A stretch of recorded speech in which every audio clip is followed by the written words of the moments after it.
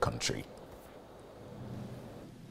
Deputy President of the Republic of Kenya is a believer and a proponent of one man, one vote, one shilling. Deputy President Rigathi Gachagwa's remarks over the one man, one shilling revenue allocation formula have elicited support and criticism in equal measure.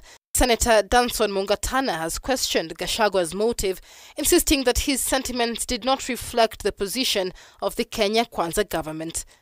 His statement is a very unfortunate statement. It is not acceptable in this country today that we will choose deliberately by government policy to try and ignore some of us who are coming from arid and semi-arid areas. It is not correct. It is not correct, and we will not accept. And we are not in this country by mistake. We are here and we are not going anywhere.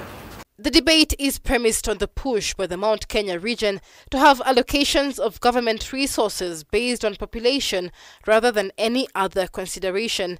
Under the current revenue sharing formula, population covers 45%. Basic equal share covers 25%, poverty takes 20%, land area covers 8%, and fiscal responsibility covers 2%. This, Mount Kenya politicians say, leaves the more populous counties with little money for development.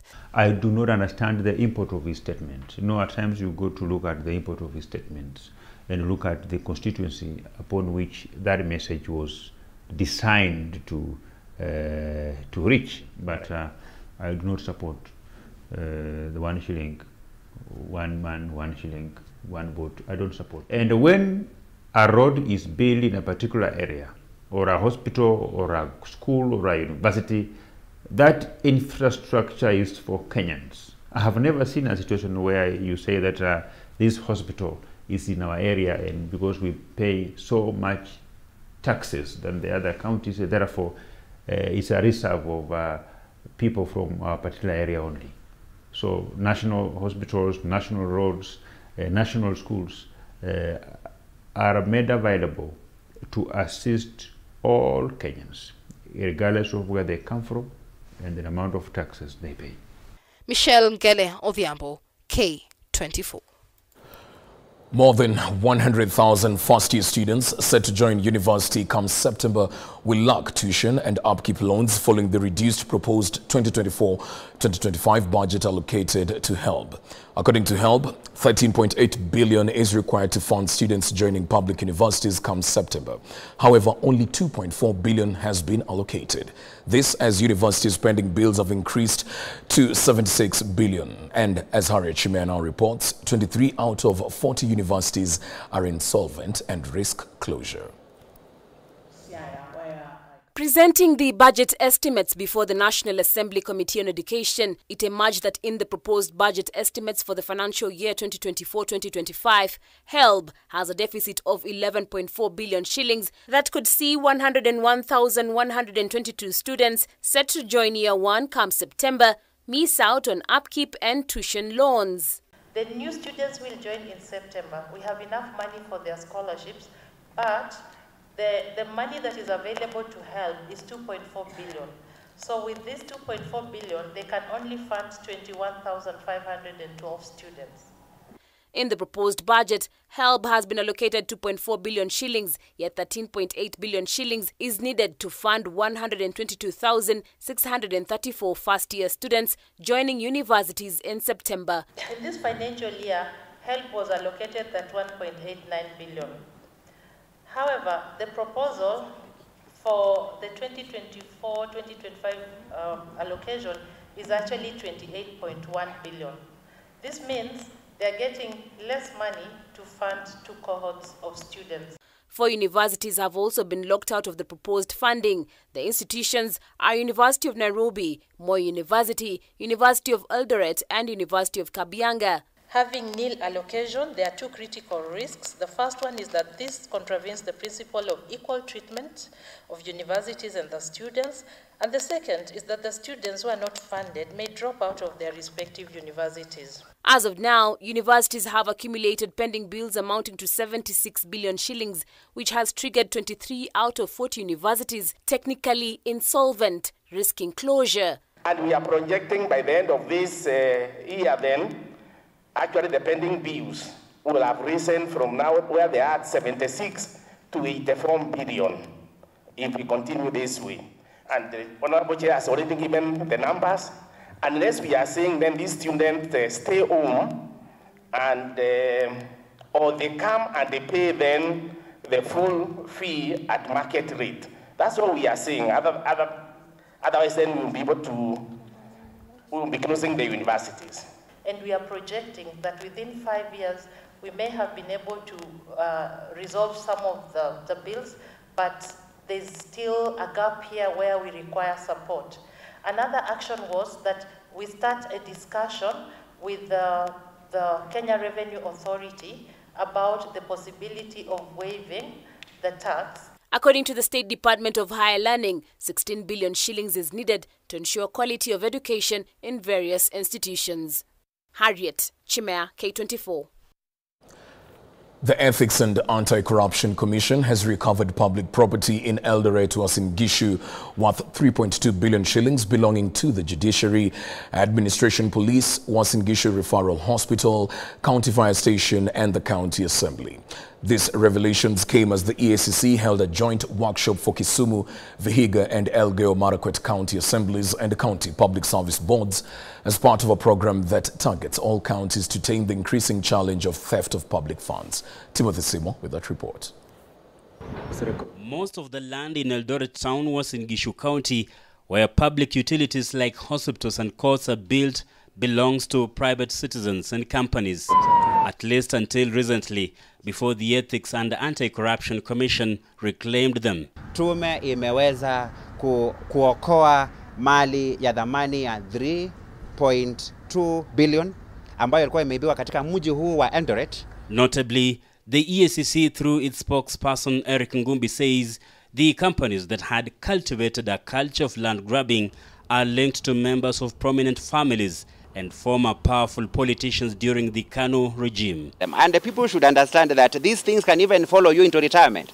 We have 2 former commissioners of land who are literally served with court papers almost every week because of things they did over 20 years ago. Ngumbi further revealed that 97 other properties worth 7.4 billion shillings currently in private hands in Eldoret town are under investigation for recovery and return to the public. Kuna vipande vingine 97 ambavyo viko kwa mikono ya wanyakuzi, na hivi sasa tume ya EACC ishaanza ule mkachakato wa kurudisha vipande hivyo. One of the grabbed properties that have been recovered is a residential house hosting Judge of the Environment and Lands Court in Eldoret. At the same time, EACC has undertaken a corruption risk assessment and examination of systems, policies and procedures for Moi University and identified systemic weaknesses and loopholes conducive for corruption and unethical conduct in the university. We have cases to deal with unethical conduct, especially the one of false certificates, which fake certificates, which people use to get employment. And that is why EACC expects learning institutions, including the universities and the colleges, to put in place very strong accountability mechanisms, very strong internal controls that make it difficult for people to fake their academic certificates. Timothy Simwa, K24 TV. Mombasa Governor Abdul Swamad Sharif Nasir has sent a strong warning to bus owners and other PSV vehicles, allowing their vehicles to be used to sneak in Mira and Muguka into the county without following the right procedures, that they will face the full force of the law. This comes even as he welcomed talks with traders and leaders from Mira and Muguka growing areas to resolve the differences, which has led to a ban on selling of the commodity near schools. Abdul Swamad said this during a consultative meeting with leaders from Embu County led by Governor Cecily Mbarire. Here is Majibu Kisao with more. The push and pull between Mombasa Governor Abdulsahmad Sharif Nasir and Miraa traders continues, with the governor sending a strong warning to all PSV vehicles transporting the commodity in the county without license. As the people of Embu County, we fully support the need to regulate the trade here in Mombasa. Leo kuna barua itaenda kwa kampuni zote za basi na kampuni zote ambazo kwamba zenye kuleta mizigo. Wafanye uamuzi kwa mujibu wa sheria. Waamue ikiwa wameamua wanataka kugeuza, hawataki tena kubeba abiria, wanataka kubeba miraa na mogokaa, ni hiari yao, lakini watuambie ya kwa gari zao zinabeba miraa na mogokaa. Lakini mambo ya kuficha miraa na mogokaa kisha baada pale hatujui pahali ambapo kwamba inaenda, hatutokubali. The move comes after the governor placed a ban on selling of muguka and miraa near schools and the introduction of new cess charges, which was highly opposed by the traders, forcing miraa trucks to suspend transportation of the commodity at the county, creating a gap for traders to sneak in the product unlawfully into the county. Tuko hapa kuweza kuharibu biashara. Hata nimeongea na gavana na nimemwambia ya kwa tutafurahi sana yale mashamba mogokaa yakigeuzwa yawe viazi, yawe tomato. Tutafurahi zaidi kwa sababu huku Mombasa watu wanapenda sana. Nimeambia watu walikuwa wanapenda viazi sana. Leaders and traders from Miraa and Muguka growing areas of Embu, led by Embu Governor Cecily Mbarire and county officials, moved in to resolve the differences, which have lasted for over 4 days, leaving traders counting losses of over 80 million Kenya shillings. Mbarire urged the Mombasa Governor to reconsider reducing cess fees from 80,000 to 60,000 Kenya shillings, which traders used to pay, a move which Governor Nasir said lies on the hands of County Assembly, which passed the Financial Bill 2024. Patiwe notice zao, waambiwe wafunge nje ya shule, nje ya makanisa, nje ya misikiti, nje ya madrasa na nje ya Sunday school. Kama maduka ni yao, wafanye biashara nyingine ama wafanye biashara ile ya muguka na miraa sehemu ambapo kwamba watoto wetu do not have access. For the county government of Mombasa, we will need to license every single person separately. You will not be licensed as, hatuwezi kuwa na duka hiyo moja inauza muguka na duka hiyo inauza penseli. Mtoto anaenda pale ananunua penseli, kisha akitoka kununua penseli ananunua miraa na muguka. The ban has triggered a debate in the county as Muslim clerics support the ban while sections of youth support the use, calling for its regulation.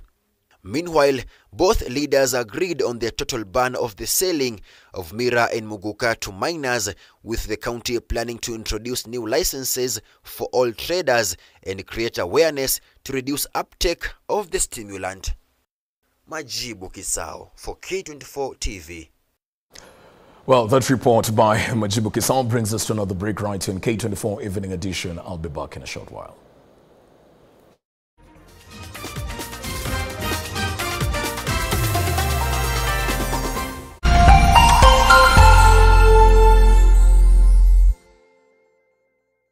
Cheza kama wewe na cheza sita. Ushinde hadi mara 5,000 ya beti yako teke teke. Yes, and it's that simple. Dial *675#, cheza na 6 numbers.